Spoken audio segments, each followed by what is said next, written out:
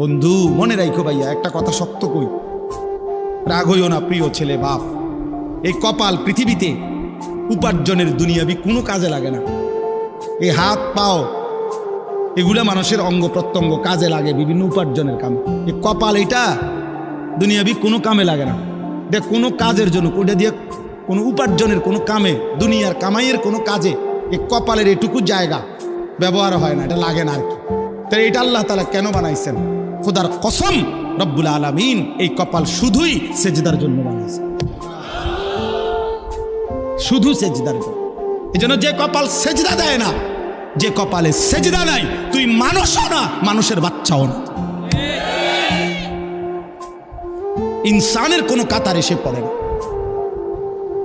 সে কোনো মানুষের কাতারে পড়ে না। ইনসানের কোনো কাতারে পড়ে না যার কপালে সেজদা। কারণ কপাল বানানোই হয়েছে। সেজদা কাকে বলে? ওয়াদউল জাবহাতে আলাল আরদ, জমিনের মধ্যে কি রাখা। এই তো কপাল রাখাটারই কি কয়? তার মানে সেজদা কপাল। কপাল বানানোই হয়েছে কিসের জন্য?